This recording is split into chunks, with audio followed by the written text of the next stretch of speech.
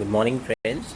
मैंने जो उस दिन वीडियो डाला था एसआईपी, जिसमें एसआईपी एक्सपेक्टेशन वर्सेस रियलिटी करके एक टैगलाइन से डाला था, और मैंने बताया था कि एसआईपी में बहुत सारे आजकल एड्स आ रहे हैं जो कि आपको कुछ बताते हैं, बट हम लोग उसी एक्सपेक्टेशन में इन्वेस्ट करते हैं।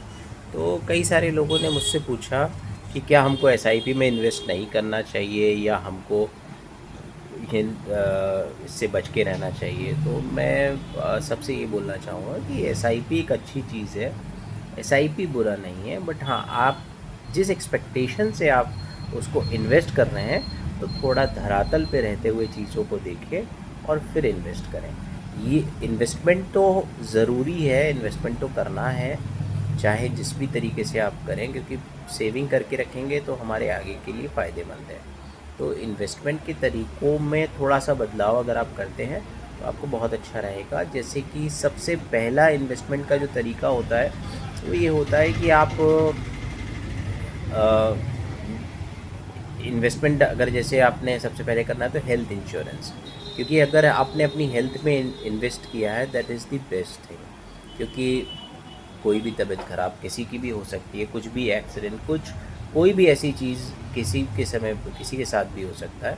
तो उसके लिए आपके पास एक हेल्थ इंश्योरेंस होना ज़रूरी है, कि जैसे कि आपका जो इन्वेस्टमेंट, आपका जो जमा पूंजी है वो इस्तेमाल ना हो, जबकि इंश्योर्ड आप रहेंगे उस चीज़ से, वो एक रहेगा। सबसे पहला तो आपका ये होता है। दूसरा होता है टर्म इंश्योरेंस।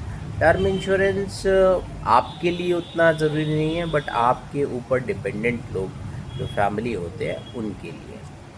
थर्ड आपका इन्वेस्टमेंट होना चाहिए, अगर आप शादीशुदा हैं, बच्चे हैं आपके, तो you should have an insurance for your kids, कि उनके हायर एजुकेशन के लिए आपका इंश्योर्ड होना ज़रूरी है। फिर फोर्थ, उसके बाद आपका, अगर आप जॉब पे हैं या बिज़नेस कर रहे हैं या कुछ भी है, तो एक पर्टिकुलर एज के बाद आप बिना काम किए आपके पास एक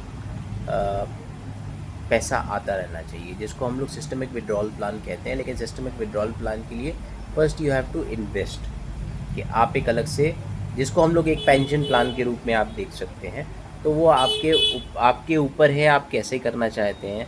बहुत सारे बैंक्स इस तरीके के काम कर रहे हैं कि आप एक पर्टिकुलर अमाउंट जमा करते रहें और वो बताते हैं कि इतने साल बाद आपको इतना पैसा पर मंथ वो पे करेंगे या इस तरीके से करेंगे, तो वो आप कर सकते हैं। और भी बहुत सारे आपके पास ऑप्शन हैं। ये बेसिक चीज़ें हैं, ये बेसिक प्लान्स आपके पास चार चार या इनमें से तीन। टर्म इंश्योरेंस आपके ऊपर डिपेंड करता है, ठीक है। अगर आपके घर में सभी लोग कमाने वाले हैं और डिपेंडेंसी आपके ऊपर कम है, तो आप टर्म इंश्योरेंस को एक बार को कुछ और इस तरीके से ले सकते हैं कि वो जो लाइफ इंश्योरेंस से इन्वॉल्व हो। उसके बाद आप अपने हिसाब से अपनी वेल्थ क्रिएशन के लिए आप काम कर सकते हैं। वेल्थ क्रिएशन के लिए आप एसआईपी में इन्वेस्ट कर सकते हैं, आप स्टॉक्स में इन्वेस्ट कर सकते हैं, आप म्यूचुअल फंड्स में इन्वेस्ट कर सकते हैं, आप गोल्ड में इन्वेस्ट कर सकते हैं, आप सिल्वर में इन्वेस्ट कर सकते हैं। बहुत सारे लोगों ने बोला किस में इन्वेस्ट करना चाहिए, तो मेरा ये है कि आपका पोर्टफोलियो डाइवर्सिफाई होना चाहिए। You should invest in all the things. जैसे कि स्टॉक्स हैं, स्टॉक्स वो भी अच्छे स्टॉक्स सेलेक्ट करें, ठीक है। ऐसे किसी भी हैफजार्ट टिप्स में ना पड़ के कोई भी स्टॉक्स ना खरीदें। जो अच्छे स्टॉक्स हैं, आपको लगता है कि हाँ, ये जिनका आप नाम सुनते हो, या किसी अपने फाइनेंशियल एडवाइज़र से पूछ के वो उन स्टॉक्स में इन्वेस्ट करें। अगर आपके पास फॉर एग्ज़ाम्पल 5 लाख रुपए हैं, तो उसको 5 पार्ट में डिवाइड करके अलग अलग उसमें आप इन्वेस्ट करें। 1 लाख में से आप 20-20 हज़ार रुपये के 5 अलग अलग स्टॉक्स में इन्वेस्ट कर दें। बाकी 1 लाख में आप 50 हज़ार का गोल्ड, 50 हज़ार का सिल्वर, बाकी 1 लाख जो आप बचा है वो आप एफडी करवा सकते हैं, या आप चाहें तो म्यूचुअल वन टाइम इन्वेस्टमेंट में म्यूचुअल फंड आप में डाल सकते हैं। इस तरीके से आप 5 अलग अलग चीज़ों में इन्वेस्ट कर सकते हैं।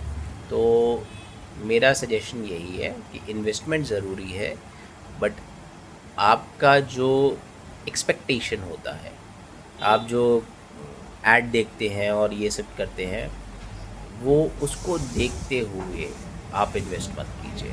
इन्वेस्ट करने से पहले आप पूरी चीज़ें पढ़िए, समझिए और फिर इन्वेस्ट कीजिए। Thank you.